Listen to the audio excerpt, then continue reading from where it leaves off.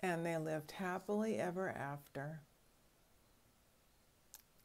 We never learned, as we know, what it takes to maintain this great relationship once we've found it. And it's going to take a lot. That sounds like it's going to, when we say it's going to be work, that sounds like it's going to be treacherous, difficult, and terrible. And it can be if that's how you set it up. Or it can be fun and joyous. First of all, it's going to take you maintaining the state that you were in to be able to attract this person, this fantastic person that you found, this level of frequency that you were manifesting to be able to get such a great partner.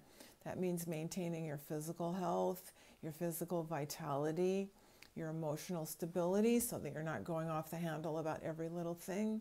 It takes staying interested in life. It takes being invested in something greater than yourself, your career, your volunteer work, whatever it is that you're doing, your passion. You must have a passion about life to have a great relationship. It takes using and actually expanding your communication skills.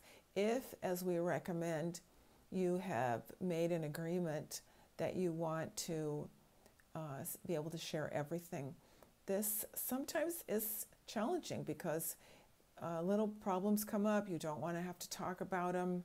You would prefer to sweep it under the carpet. You prefer to not say. You don't want to upset the other person. You don't want to hurt their feelings. And continuing to learn and grow and evolve your relationship skills is essential and a very exciting part of life if you take it on that way. This also is going to affect how you are in the bedroom, because if you are of the average mentality and it's okay with you that sex goes down after the first 2 years, that's what will happen. That's the conventional wisdom. But it is possible for you to keep a really exciting sex life, and that's going to take some attention also. That doesn't just happen by itself. The number one thing we've found is that it takes continual clearing of conversations that in other relationships you didn't have. Continually talking about when my feelings may have been hurt, how I prefer things. I kind of went dead when we didn't finish that one conversation. All these unspoken things, because we need this level of intimacy in our conversation before we can have this deep intimacy we're looking for in the bedroom. We also need to make time. Our lives are so busy, and if we don't make time for intimate relating, we won't make time. If we'd rather just watch movies in the evening because it's easier, that's what our relationship will turn into.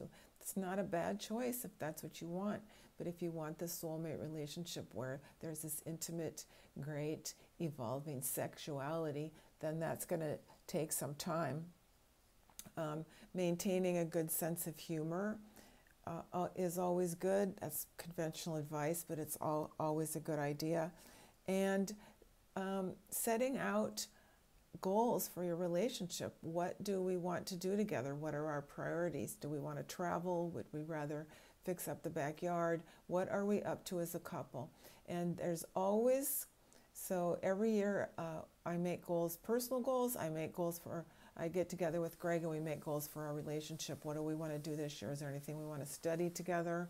Is there somewhere we want to go together? What are we up to as a couple? Do we want to learn massage together this year? We took up Qigong.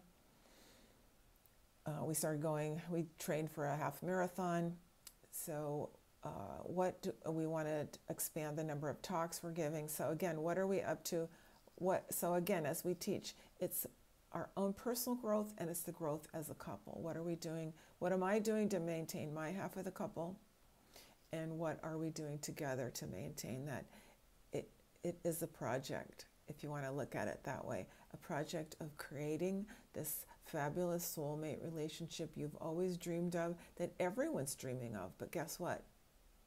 You made it happen.